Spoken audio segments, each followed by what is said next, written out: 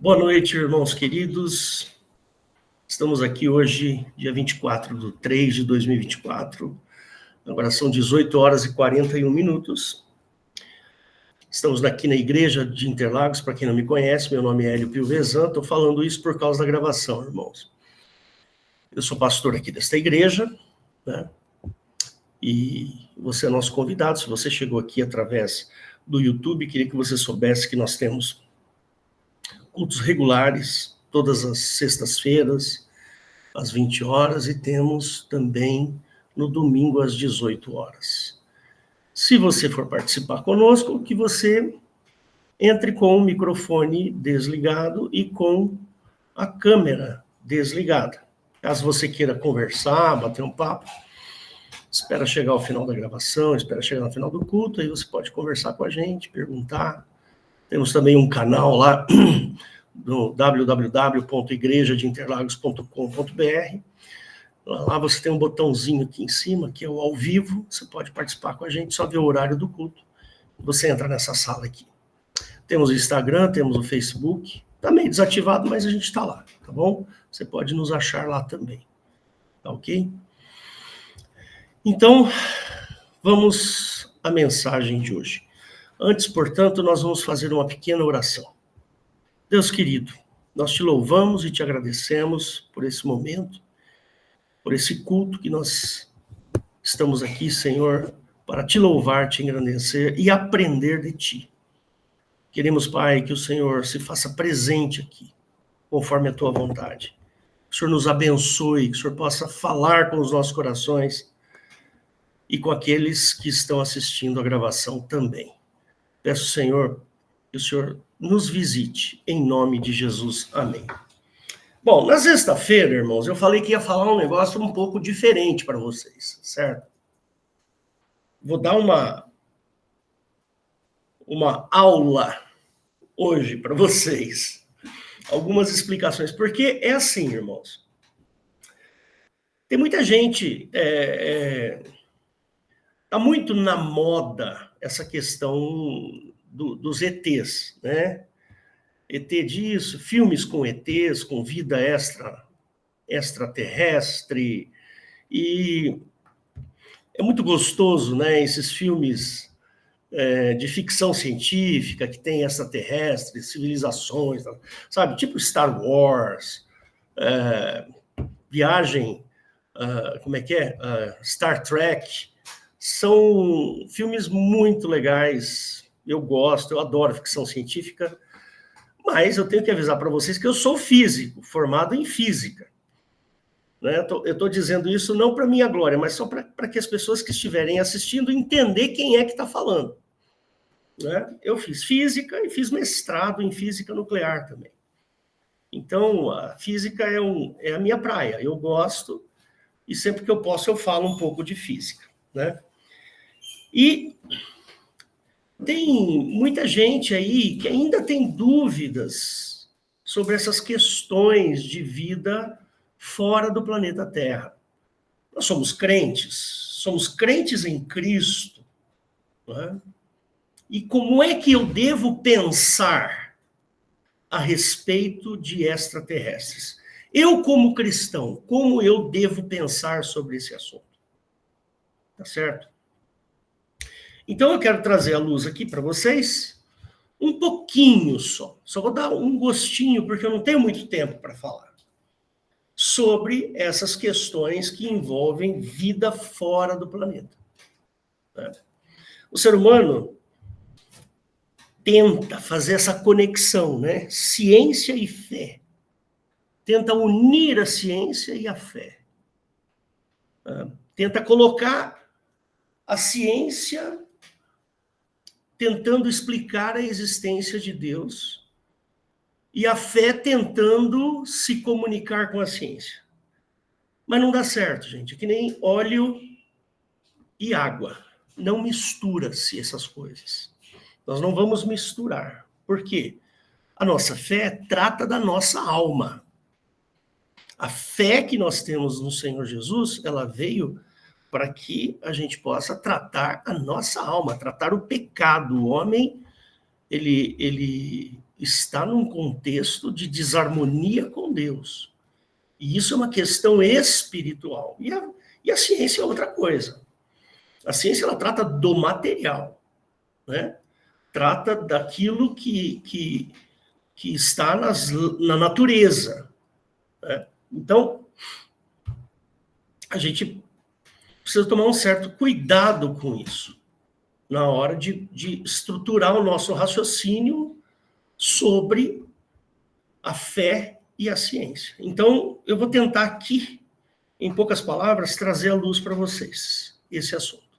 Então, eu vou começar explicando um pouco sobre ciência e depois a gente passa para as questões da nossa alma. Então, vamos à ciência um pouco, né? Quando a gente fala quando a gente fala de vida fora do planeta Terra, né, a gente precisa entender um pouco do que é o universo. O universo, ele é um aglomerado de matéria, né? Muita gente pensa que o universo é infinito, mas o universo não é infinito. O universo teve um começo e tem um tamanho, né? E a gente consegue medir o tamanho do universo. É possível, dá para fazer isso. Existem métodos científicos que fazem essas medições. Como o universo ele é muito grande, a gente costuma dizer que o universo é praticamente infinito, mas não é. Ele tem um fim. Ele teve um começo. A gente tem provas de que teve um começo. A gente não sabe por quê. A gente chama de a primeira causa. A gente não entende a primeira causa, né? Que na ciência, o que é a primeira causa? Quem é que mandou o universo ser o que é? Quais são as leis físicas que mandou que o universo seja da forma como ele é? Nós não sabemos isso. Então, aí sim, aí você pode falar, Deus. Deus foi lá, foi o cara que deu o pontapé inicial. Sim, eu acredito nisso, né?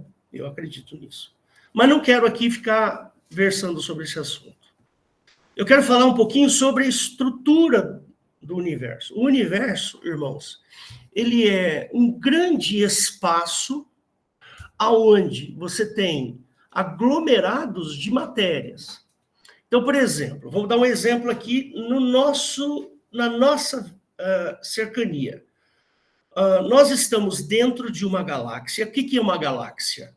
É um aglomerado de estrelas e corpos celestes, e pode ter planetas, pode ter tudo quanto é coisa, orbitando um único ponto. Esse ponto nós chamamos de buraco negro. Buraco negro, queridos, não pensem vocês que está relacionado a buraco, que nem esse que você vê no chão. Você cava um buraco, não tem nada a ver. Buraco negro é o nome de uma estrela que morreu e ela não emite luz. Por isso se chama buraco negro, tá bom? Não tem nada a ver com buraco, tá? Então, nós temos aqui a nossa galáxia, a Via Láctea. Vou ver se eu mostro aqui para vocês um desenho, ou pelo menos uma ilustração da Via Láctea, né? Só um minutinho. Então, tá aqui, ó, um desenho bom da Via Láctea. Espera aí. Vou mostrar aqui para vocês. Então, a tela cheia. É aqui, pronto. Então tá aí. Esse é um desenho da Via Láctea. Tá vendo esse ponto brilhante que tem aqui? É o centro. É o centro da nossa Via Láctea. Tá? E o restante aqui são planetas, estrelas, centenas de milhares de estrelas. Estima-se que na Via Láctea tenha 300 bilhões de estrelas, só na Via Láctea. Lá fora são outros objetos, outras galáxias e assim por diante. E nós estamos aqui, ó, num dos braços da Via Láctea. mais ou menos nessa região, certo? Bom, por que eu quis pôr esse desenho aqui para vocês? Deixa eu pegar um outro aqui. Vamos pegar esse aqui, ó. Esse aqui tá bem bonitinho, dá pra gente... Cadê? Ah, meu Deus, espera aí. Vamos pegar aqui outra Via Láctea aqui.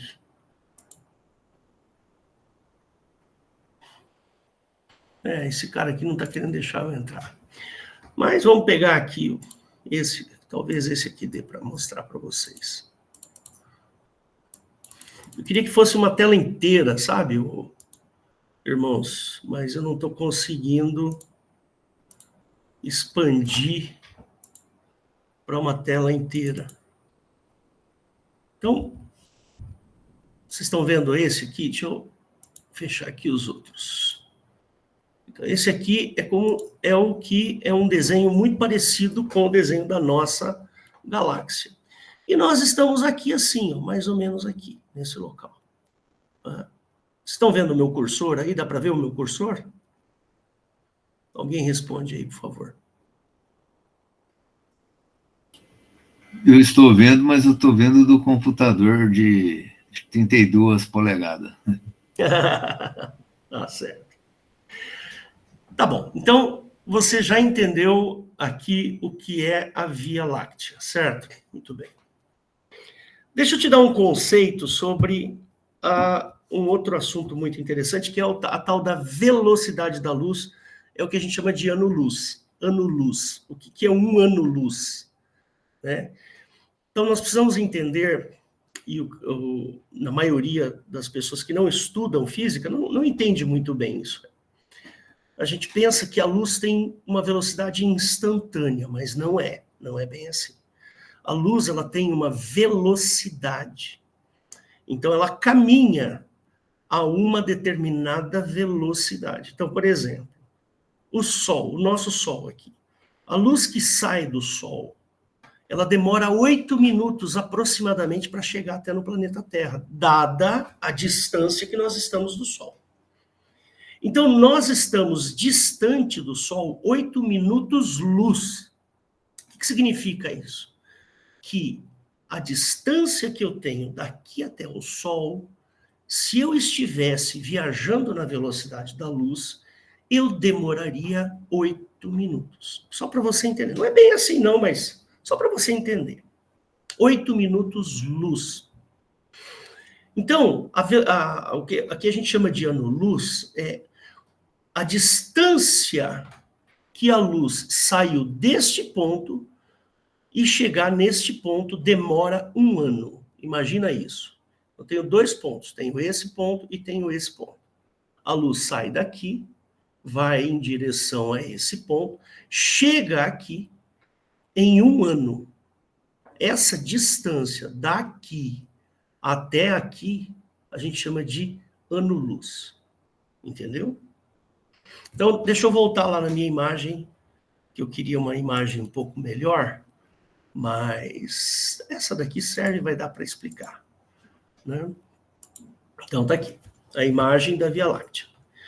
Então, se você pegar esse ponto aqui, e você sair daqui, e viajar, atravessando a galáxia todinha, para chegar nesse ponto aqui, você demoraria 100 mil anos-luz. Então, suponha que eu venho aqui desse lado, eu acendo um farol aqui. A luz desse farol vai chegar do outro lado daqui a 100 mil anos. Essa é a questão. Entendeu? Para a luz chegar, sair desse ponto e chegar na nossa Via Láctea, na nossa galáxia, a luz demoraria 100 mil anos. Para você ter uma ideia do tamanho desse negócio. É gigante. É extremamente grande. Então, nós temos um problema aqui. Nós temos um problema. Eu estou tentando ser bem sucinto, bem claro, para te mostrar esses detalhes aí. Se não conseguir terminar tudo hoje, na semana que vem eu termino. Então, irmãos, se eu quisesse sair daqui do planeta Terra e viajar, por exemplo, para uma outra estrela, onde tivesse um planeta, eu teria que viajar muitos anos-luz, muita distância. Então, para você ter uma ideia, a Próxima Centauri é a estrela mais próxima do sistema solar, que não é o Sol, chama Próxima Centauri. Essa estrela Próxima Centauri, ela fica a 4,2 anos-luz de distância da gente. Se eu quisesse ir até Próxima Centauri, eu teria que viajar na velocidade da luz durante 4 anos. Na velocidade da luz. E a gente não consegue essas velocidades. A velocidade da luz é um limite do universo. Então, irmãos, se o Sol parasse, se alguém tivesse o poder de desligar o Sol agora, nesse momento, eu vou lá e desligo o Sol. Apago o Sol. Nesse momento, nós continuaríamos recebendo a luz do Sol por 8 minutos, que é o tempo que a luz demora para chegar até nós. E isso daí é o que nós chamamos de velocidade da luz. Então, pensa assim, se eu quisesse saber, vamos supor, que eu consegui um telescópio e estou observando o céu noturno, tal, não sei o quê, um telescópio, e de repente eu encontro um planeta. Não é possível isso, tá, irmãos? Estou falando só na suposição. Então vamos supor que eu esteja lá olhando, lá no telescópio, eu visse um planeta. Um planeta que estivesse aqui dentro da Via Láctea. Aqui dentro. A próxima galáxia perto da Via Láctea fica a 1 milhão de anos-luz. Eu precisaria viajar 1 milhão de anos na velocidade da luz para chegar lá, na outra galáxia. Então vamos supor que eu estivesse olhando aqui dentro da nossa Via Láctea, observando uma estrela, do lado dela tem um planeta, e eu estou olhando para esse planeta. Eu vou lá, faço as contas e vejo que essa estrela e esse planeta está a 500 anos-luz de distância. Imagina 500 anos-luz, que é aqui do lado.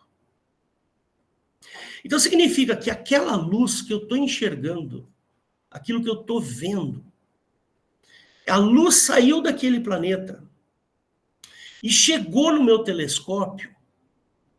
Essa luz saiu de lá há 500 anos atrás. Porque a luz demorou 500 anos para chegar nos meus olhos.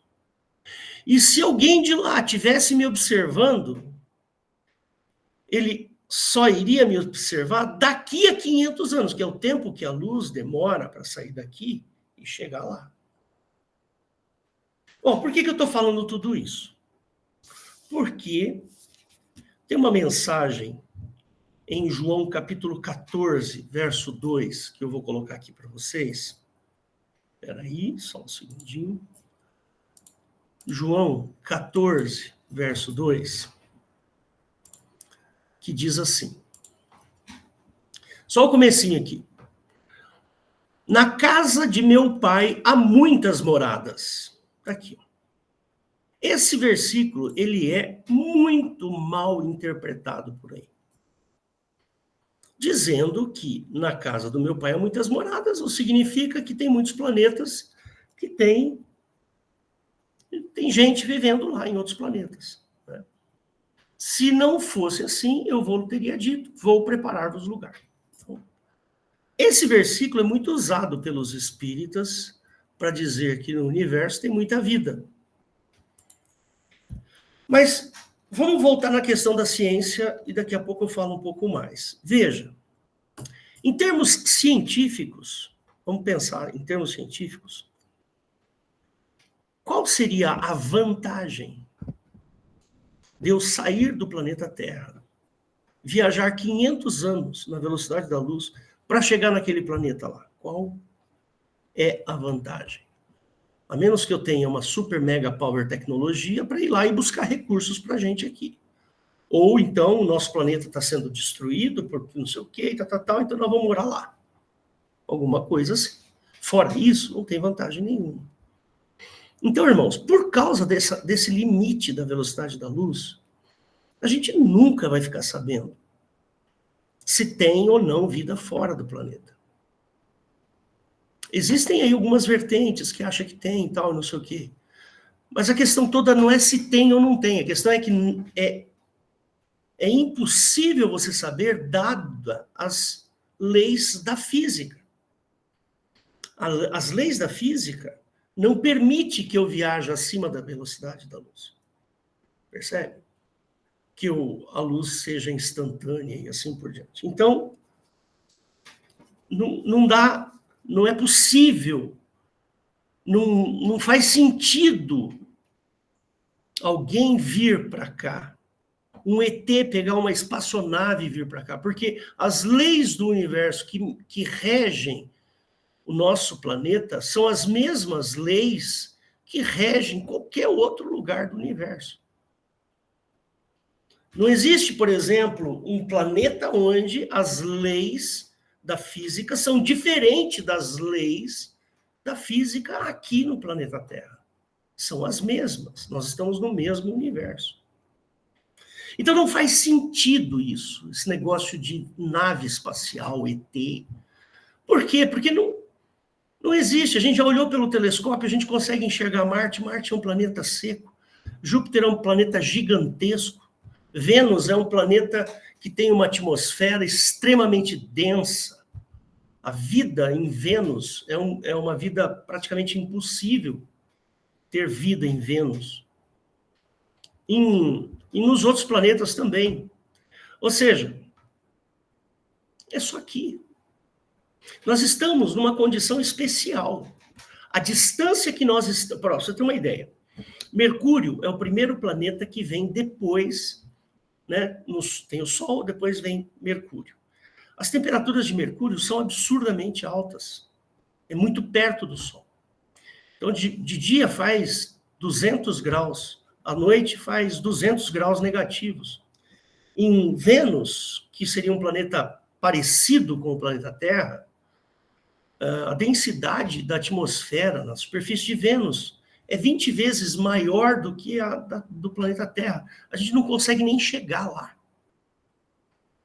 Marte é um planeta seco, árido. Não tem água. Se tem, é muito pouca. A atmosfera de Marte é uma atmosfera extremamente rala. É como se eu tivesse a 60 mil metros de altitude aqui no planeta. A gente vai viajar de avião, o avião vai até 15 mil metros, o máximo, porque é o que ele consegue. Então, para você viver em Marte, você teria que ter uma situação de muita pressão atmosférica, locais onde você tivesse pressão atmosférica para a gente sobreviver. Não vale a pena. E assim vai, irmãos. Então, presta atenção. Como é que você vai pensar sobre as questões do ET? Primeiro, se tem vida fora do planeta Terra, nós não sabemos e vai ser muito difícil saber. Eu diria que impossível. Vida inteligente, pior ainda. Tá certo? Bom, viver fora do planeta Terra é você fazer uma viagem espacial, por exemplo. Eu quero pegar um foguete e ir daqui até Marte. Então, eu quero chegar lá em Marte. A órbita de Marte ao redor do Sol tem uma órbita diferente do planeta Terra ao redor do Sol. Então, vai ter horas que Marte vai estar atrás do Sol, a Terra do outro lado. Então, tá Marte... Imagina a minha cabeça sendo o Sol, Marte aqui, a Terra aqui. Até que, num determinado momento, os dois vão estar perto um do outro. Percebe? É muito complicado isso. Sem falar sobre as questões dos raios cósmicos. 99% dos astronautas que vão para a estação espacial voltam com problemas de saúde. Por quê? Porque tomam muita radiação cósmica. Por exemplo, o nosso astronauta lá, o Marcos Pontes, ele voltou surdo. Ele teve um problema grave de ouvido. Ou volta com problema nos olhos. Volta com problema na coluna. tem problema no fígado, no rim. Ou seja, os livros que falam dos efeitos colaterais sobre viagens espaciais é dessa largura aqui. Então, irmãos, quando você for pensar sobre ET, pensa num filme, só para diversão. Porque na vida real é impossível. Impossível. Bom, mas vamos lá. Se não tem, então nós estamos convencidos de que só aqui está o homem foi criado numa condição muito especial. Nós estamos aqui. E o Senhor Jesus, ele veio para tratar a nossa alma. Como disse bem a Eliette no começo, um pet não tem alma.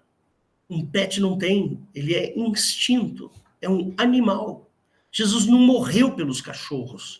Jesus não morreu pelos cavalos. Jesus morreu pelos homens. Então nós temos um problema aqui a ser tratado. Um problema a ser tratado no nosso coração.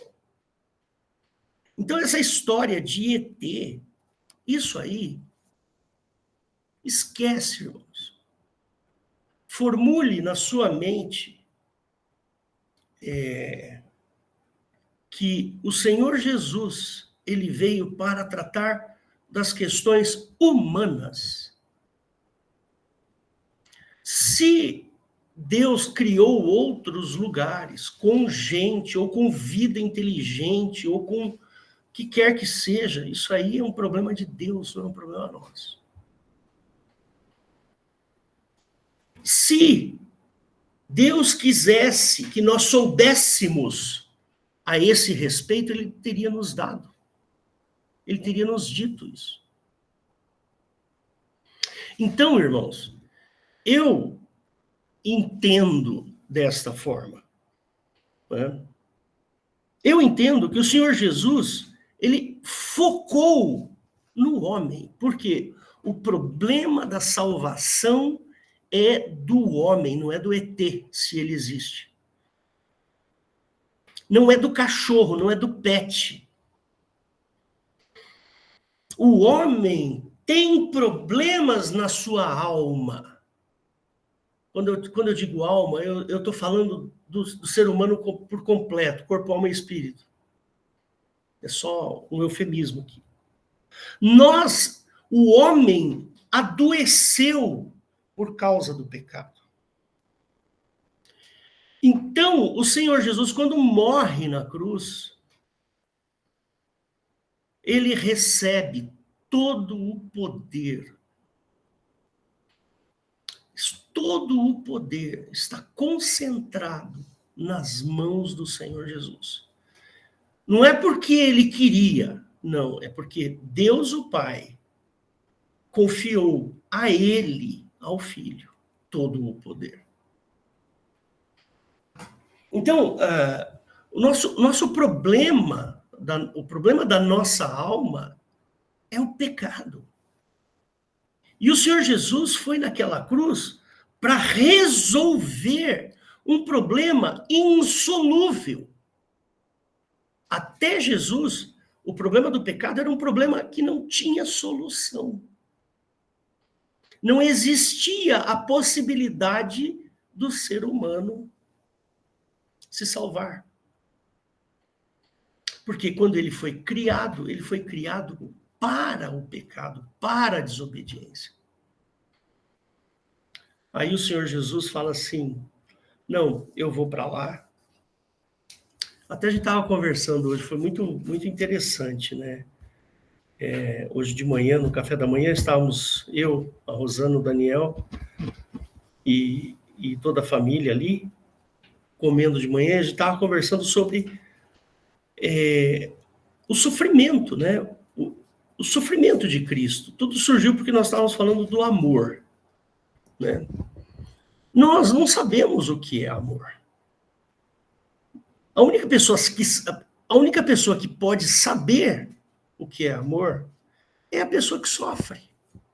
O sofrimento pessoal, quando eu sofro dor, ou tenho algum problema de saúde, eu tenho alguma dor, quando eu sofro, eu vou entender o que é amor. Porque eu não quero que o meu próximo sinta a dor que eu senti. Eu não quero. Eu amo a minha esposa. A Rosana ali, ó. Eu amo a minha esposa. Morreria por ela. Se ela precisar de um rim, eu pego os dois. Os meus dois dá para ela. Ah, mas não tem problema. Eu morro por ela. Então, a gente não sabe o que é amor. Agora, pensa no sofrimento de Cristo. Se Jesus não tivesse sofrido da maneira como ele sofreu, eu classifico três tipos de dores que Jesus sentiu. 3 tipos de dor. Primeiro foi a dor física. A dor física foi uma coisa descomunal. O sujeito ser pregado numa cruz, não poder respirar, numa agonia gigantesca, numa situação terrível. Então, a dor física de Cristo. Ele sentiu muita, mas muita dor física. A gente bate o dedinho no canto da escada ali, do sofá, sente uma dor insuportável. Aquilo não é nada em relação à dor que Jesus sentia naquela via crucis. Segunda dor foi a questão moral. Jesus foi pregado nu na cruz. Ele estava nu. E a nudez, para o povo judeu, é uma imoralidade absurda.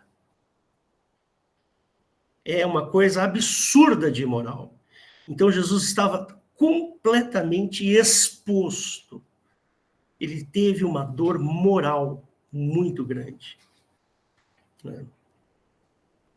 A terceira dor foi a dor psicológica. Imagina o sofrimento do sujeito que sabe que vai para a cruz, que vai morrer. Pensa. Olha, você vai morrer daqui meia hora, tá? Você vai ficar numa situação, psicologicamente, transtornado. Então, Jesus sabe o que é amor, porque ele sofreu muito. E tem a questão também dele carregar sobre si todos os nossos pecados, né? Ele pegou os pecados, os nossos pecados, e levou sobre si. Então, irmãos, se tem ET, se não tem ET, não faz diferença. Se chegasse uma nave espacial com ETs aqui, eu ia pregar o evangelho para eles, porque provavelmente eles iam precisar do Senhor Jesus também. Porque o universo inteiro está corrompido. Não é só aqui o planeta Terra, não. O pecado estragou o universo inteiro, de ponta a ponta. Então, meus irmãos, a questão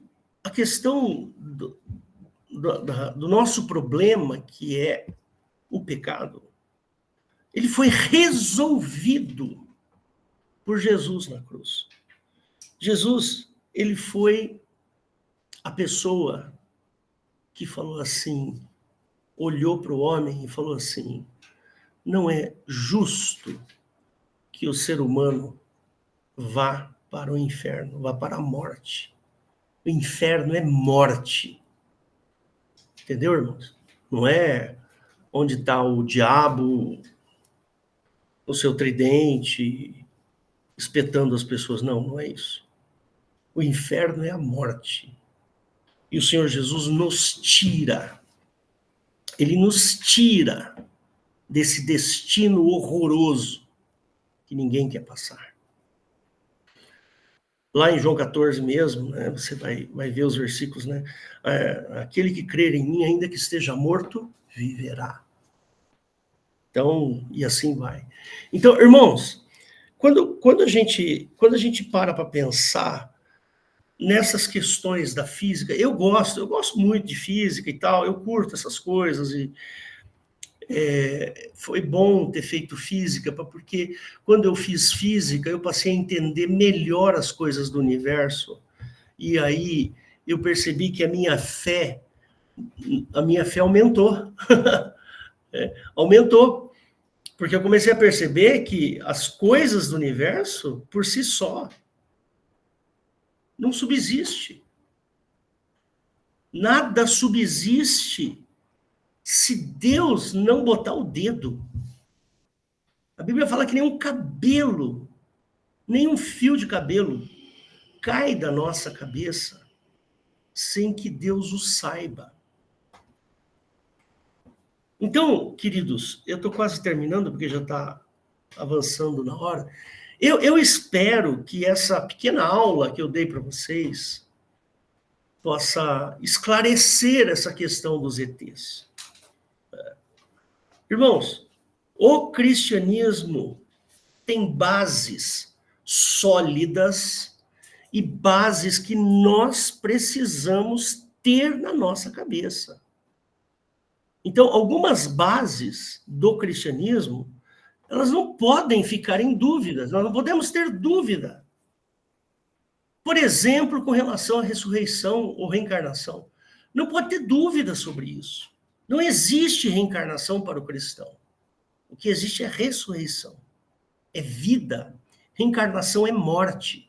O sujeito morre, reencarna. Morre, reencarna. Morre, reencarna. Morre, reencarna. Ou seja, reencarnação é sinônimo de morte. Ninguém gosta de morrer. Ninguém quer morrer. Mas o Senhor Jesus, ele nos promete a vida eterna. Ou seja, vida para sempre. Não haverá morte na vida eterna. Deu para entender? Essa é a base, é a premissa básica do cristianismo. E essa é a base mais importante. Segunda base, o Senhor Jesus morreu porque eu não tinha solução. Não havia solução para mim. O Senhor Jesus foi lá e arrumou a solução para minha morte. Ele subiu na cruz e deu vida. Proporcionou que nós tivéssemos vida eterna pela morte na cruz. Então, queridos, vamos falar mais vezes sobre as bases do cristianismo, porque nós não podemos ter dúvida. Nós não podemos ter dúvida. É necessário que você creia, e creia corretamente. Sabe, não tem essa de, por exemplo, a Assunção de Maria. Maria não subiu aos céus, não está na Bíblia, não foi relatado. Percebe? A aparição de não sei o quê, não está na Bíblia. É outro evangelho. Nós não temos nada com outro evangelho. Percebe? Então, meus irmãozinhos queridos, eu quero muito que você, ao crer no Senhor Jesus, creia de maneira segura. Percebe? Muito segura. Eu fico muito com medo, sabe, irmãos? Às vezes chega notícia, porque fulano está indo em outra igreja, porque não sei o quê. Irmãos, tem igreja boa por aí? Tem. Mas tem umas, irmãos, que foge completamente do cristianismo. Completamente. Completamente. Tem igrejas aí que judaizam a fé. Você sabe o que é judaizar a fé? É aquela história do sujeito. Uma vez eu fui numa igreja aqui em Santo Amaro, né? Há muito tempo atrás. Acho que foi eu e a Rosana. E nós chegamos lá. Teve um culto longo, bem longo. Mas teve uma hora que eu queria ir ao toalete, ir ao banheiro. E para eu ir, como era um cinema, eu descia assim, eu fui descendo lá para chegar à entrada do banheiro, ficava lá perto da entrada, perto do palco, na entrada. Quando eu chego lá, tinha 12 pedras, cada pedra com o nome de uma tribo de Israel. Aí eu olhei para o lado, tinha um castiçal de 7 pontas. E aí eu pensei, peraí, onde eu tô? Eu tô numa igreja evangélica que está glamorizando o Velho Testamento? Só faltava ter a Arca da Aliança ali. Tem até uma igreja aí que fez um templo, não sei, Templo de Salomão, e de vez em quando sai alguém levando uma Arca da Aliança.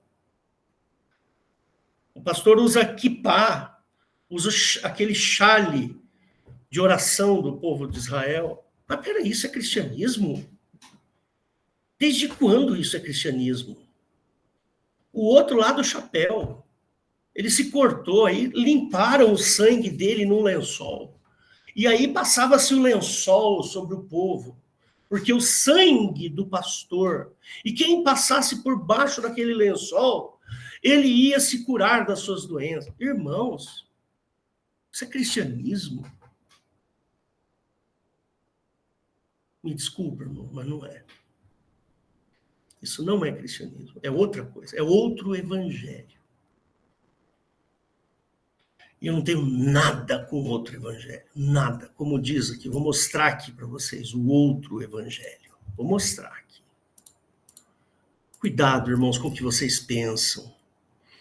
Está aqui em Gálatas, capítulo 1. Maravilho-me de que tão depressa passasseis daquele que vos chamou da graça de Cristo para outro evangelho, o qual não é outro, mas alguns que vos inquietam e querem transtornar o evangelho de Cristo. Me desculpe, irmãos, mas uma igreja que faz esse tipo de coisa está transtornando o evangelho de Cristo. Ainda que nós mesmos, ou um anjo do céu, vos anunciasse outro evangelho, além do que já vos tenho anunciado, seja anátema. Anátema é amaldiçoado.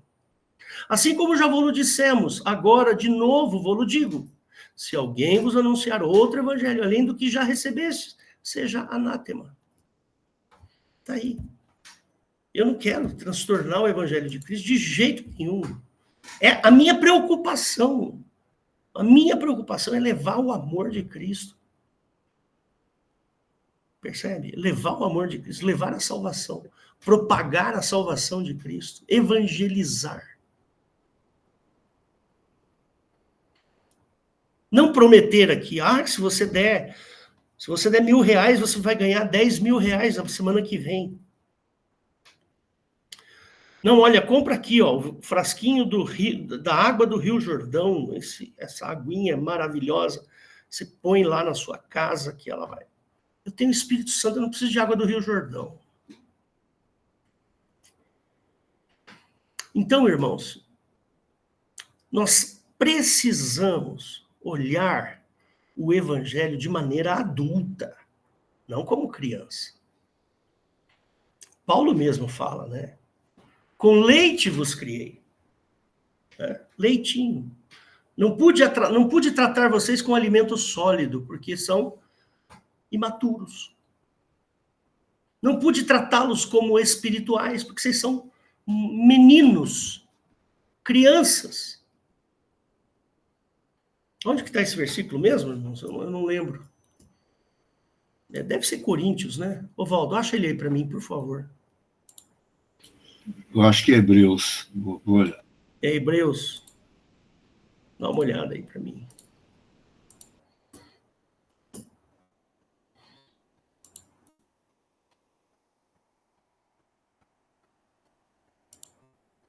Vou procurar aqui.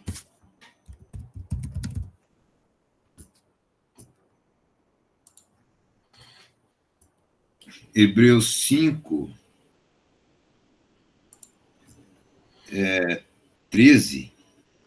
Hebreus 5. De 13 em diante. Porque qualquer que ainda se alimenta de leite... O 12, pastor, pode começar no 12. Tá.